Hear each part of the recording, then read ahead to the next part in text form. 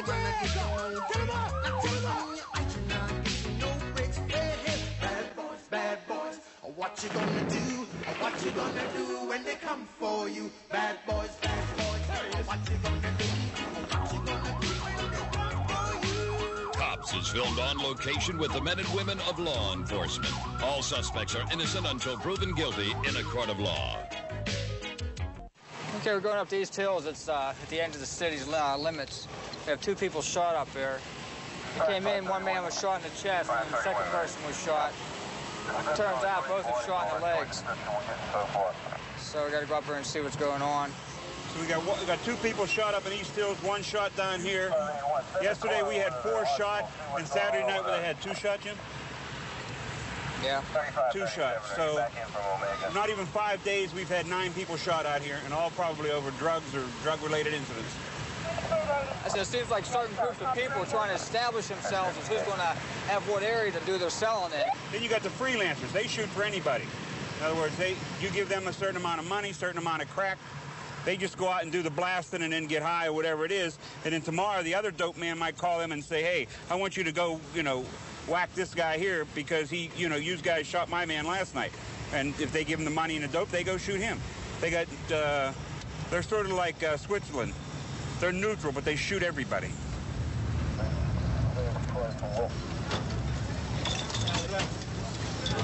We're gonna need one of you guys to drive. How many shots you hear? There was just one. They never stopped. They just came by. When they got about right to the playground, the gun came out the back window. And it was like, boom. They never stopped. They went up, went around, went straight up there.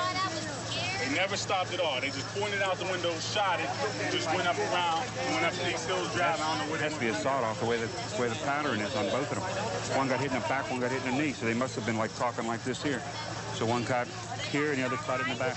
Let's take a ride down to Hunter Park, see if that car might be down there, because they said somebody blew the back window out of their own car. Okay, is that the same one? Is that the same one just shot Karen's person? Because she just gave the description and we just got her. Yeah, I think it's the same thing. Same thing. I think it's all involved in the same incident. They start 1235 Moeller Street. Reporter shots fired. They might be cleaning house. Complaint stated they're shooting now. There's some car windows that were shot out in front of that address. They're shooting now on Moeller Street, which is about 6 blocks from here. Okay, in the last 20 minutes, we just had 3 shootings, all within about a mile radius of each other. 3580, guys. Okay, we're just going to call for a local club up here called the Roadster Cafe. That's a It's supposed to be a black male wearing a blue shirt and sweatpants. Baseball cap. He's up there, supposed to blow a machine gun right now. We'll go up there and see what we find. The guy with the machine gun supposed to left the area in a small, dark color horizon. Muscles, what you got? Which way they go? Just rode down this way just now. He's got, it looks like one of the Tech-10s, one of those little Mac 10s. Which way did he go? Down, straight down he was going. Straight in? Yeah, but he had it, for sure, man, because he was right in my face. I don't even have my gun on me tonight. Did you get the license plate number? 511. George called it in. I got it. George called it in over the air. Film me. Okay, that, Yeah, we don't know what's going on. Straight down south neighborhood towards Baum Boulevard. Might be going up Center Avenue. A Chevette. Black Chevette. Okay, Maroon and yellow Chevette. Maroon and yellow Chevette. Yeah, that's a maroon and yellow Chevette. The guy said, the advisor up here definitely said it looked like a Mac 10 machine gun he was loading up. Because he showed it in his face. Zone 6 vehicles, Zone 5 vehicles. Be advised this actor armed with Mac 10 or some kind of automatic weapon. Too many weapons out here. One of the people that run the crime lab says that 80% of the weapons coming through the crime lab in Allegheny County are coming from this district. And they're everything you can imagine. From Jimmy just recovered an Uzi about 4 weeks ago. I recovered a machine gun last year.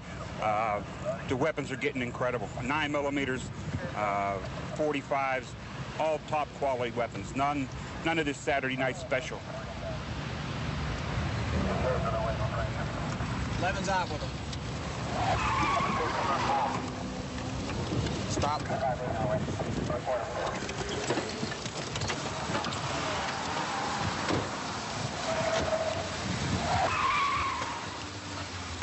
There it is.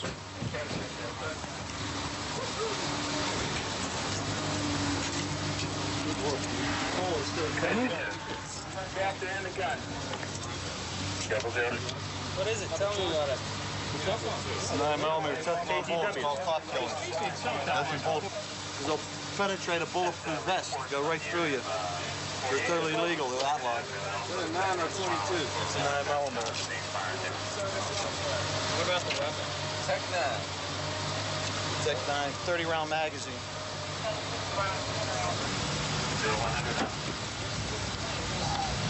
Man, listen, I'm being pimped for some that's not mine. I wouldn't be going to the bank machine if I knew that that gun was illegal. I wasn't driving down there. I picked up the car and said, let me borrow the car so I can go to the bank machine, man. That is, yeah, I knew there was a gun in there, but that's not my man. I wouldn't be seen it going to the bank machine. Right. Recovered from the car was a Intertech 9mm semi-automatic. It's almost like a handgun. It was completely loaded with 30 rounds of what we call KTWs, Teflon-coated bullets. Teflon-coated bullets are frequently referred to as cop killers. They're nylon-coated bullets. They slip through a bulletproof vest relatively easily.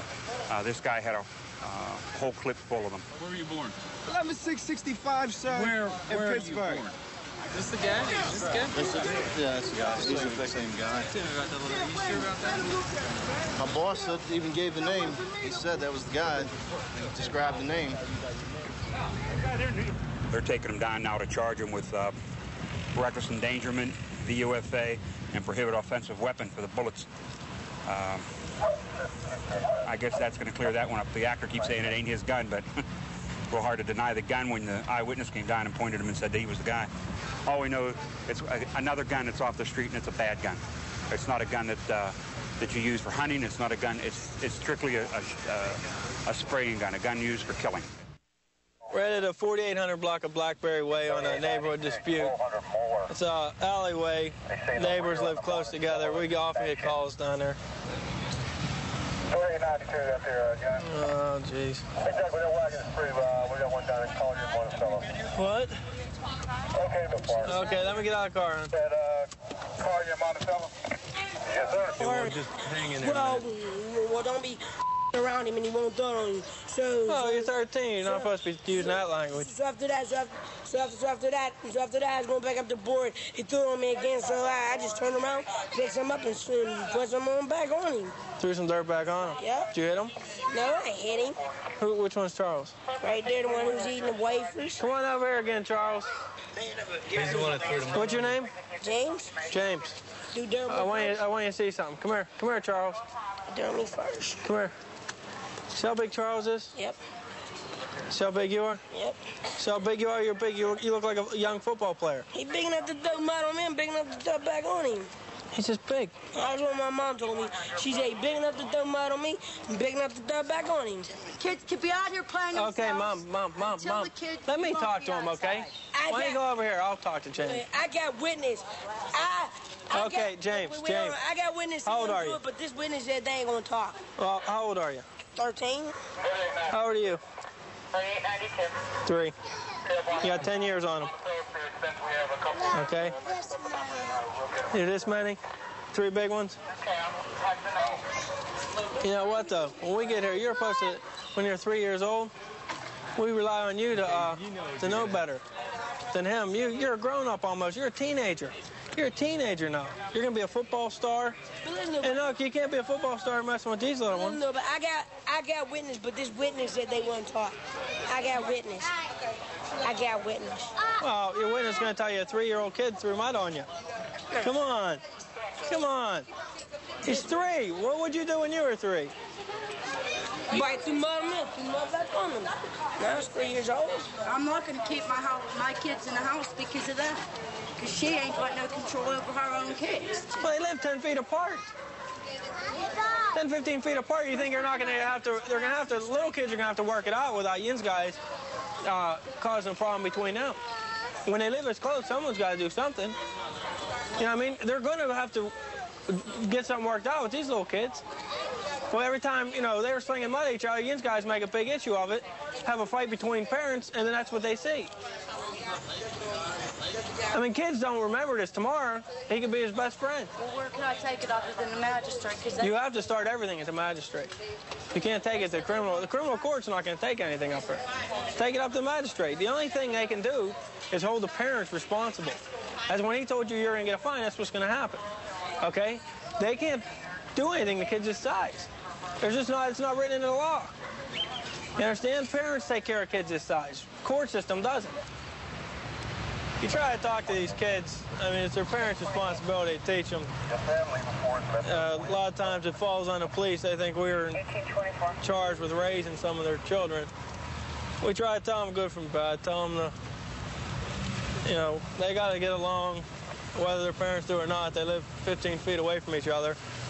And I'm sure they will. Tomorrow, you know, kids will be kids.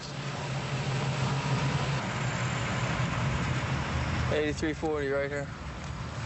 I was coming up here What's up? and I saw him standing and looking confused, and he doesn't know where he lives. How you doing, old timer? Only thing he can What's your remember name, is sir? how old he is. What's your name? Floyd Untitled. One of the guys that was in the bar said they saw him walking up this way. See, I wasn't sure where he was coming from because he was just standing right here when I got here. Okay, sir, you don't have your wallet or anything on you? Do you have your wallet?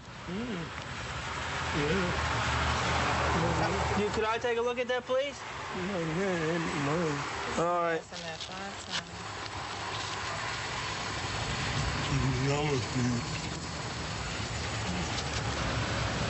Do you have anything else on you, sir, that might tell us where you live? Do you have any letters or anything with you? Anything else in your pockets? No, but you can call Bill Pope or William Pope. Call Bill Poe or William Poe? Yeah, Pope. Pope. P-O-P-E. B-O-P-E. Yeah. Bill Pope. Okay. Hi, is this William Pope? Yes, this is Officer Wiseman of Pittsburgh Police. Do you know of Floyd Kendrick? Floyd Kendrick? Okay, we picked him up here on Bennett's time, about the 8400 block. He's confused and he doesn't have an address or anything. Do you live out here in Homewood somewhere? Yeah, we're a couple blocks up the street. We're going to be bringing him home, okay? Okay, bye. Can I make a suggestion? We need to, when he goes out for a walk, put some type of card in his wallet that gives his home address and a phone number where he lives. Okay? Yeah, this is my uncle. Okay. Hi, Unc. See, but he hasn't been living with us. He lives at a boarding home. Oh, okay. Keep up the street because we're selling. Hi, Unc. Hi. You let the cops get you. You let the police get you. Yeah. Come on up. Come on in. What'd you step? Huh? You got lost? Where was he? He was up at the top of Frankstein, like by your place bar up there. 80, 100 blocks. He was making it down. He's made it all the way up there. He was coming from 89 block. He was heading down this way to see us. Yeah, well, as long as he's home safe, that's good news for us. But please follow our suggestion of. I'll be glad to do that. Okay. Come on now. Thanks a lot. You're welcome. Thank you. Thank you very much. Thank you. Thank you. We're going to the 600 block of Whittier to check on a woman that they have a warrant on. We're going to check and see if Sharon Smith's here at the residence, and if she is, there's an outstanding warrant on it, so we'll take her down.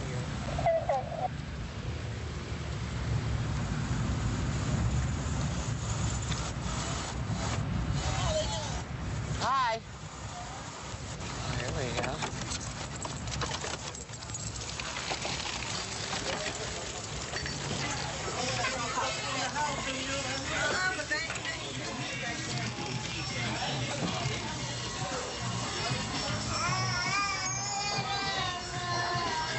Hi. Are you Sharon Smith? No, I'm not. Who's Sharon Smith? Sharon Smith here. Why? What's the problem? There's a warrant for her. She don't live here or what? I don't know where she is. I seen her earlier up there. Uh-huh. Does she live here? No, sometimes. She lives here sometimes. Yeah. Her mother lives here. Her mother lives here? Yeah. How old is this Sharon Smith? She's about 30, 31. Okay. What's the problem? There's a warrant for her. For what? Theft. Theft of what? I don't know. I get the call and I come. Oh, that's the lady who lives here, daughter. Uh-huh. She be down Fifth Avenue around. Does she? Yeah. Okay, so we can give it to number 2 then. Whatever. Work with it. She was a heavy-set black woman. There was a heavy-set black woman there. Person you were talking to, according to the neighbor, is Sharon Smith. We had no description of her or anything else. All you have to do is give us a call. We'll give you the description. We're making a return call on the 600 block of Whittier to check a woman on a warrant that's wanted down at the PSB. 12's getting on.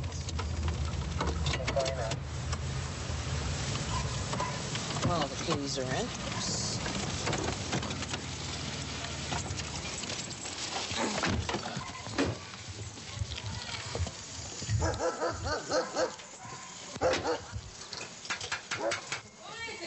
Police.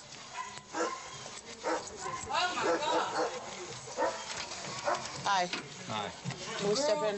She's not here, so I can tell you. The one that I was talking to. It is her, but I didn't want to say nothing because she been threatening me. And I'm 3 months pregnant. I can't take it. Where's she at? She went on the avenue to find out who called the cops on her. Uh-huh. But that is her. And when you were in the window, when you were standing there and I was in the window, I was trying to, but it would cause me to be in boiling water. You sure she's not here in the house? No, you can search. She's not here. That's her daughter right there. Uh-huh. And she went on down the street. We're at down the street. She's down in the bar, either Hankin' Andy or Broadway. Mm-hmm. But that was her. She's somewhere around. Okay. Damn. Where we at? Okay, the girl in here, we're going to go up here and check on Carver and see if she's up at these places. And we're going to have you transport her down. Where's she at? Well, we're going to run up here to Carver Street and check here. Yeah, you can hang loose. I wouldn't hang right here. She might come back. This woman told us that the woman that we were talking to was the woman wanted in a warrant, and she couldn't say nothing there because she had made threats against her. So now that the woman's gone to look and see who turned her in, she'll tell us. We're going to go up here to Carver Avenue and check a couple of places where she might be. There she is. 512. Don't try to run, okay? Don't like being made a fool of. Put your hands on the truck, on the car. Put your hands right here.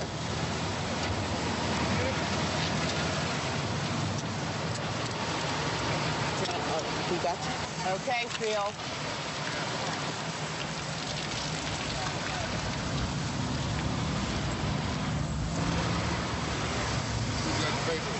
It's down the Warrant office. Down the Warrant office. Oh, is it? Yeah. Okay. Bye, Sharon. Goodbye, Sharon. We went over to check on this lady for a warrant.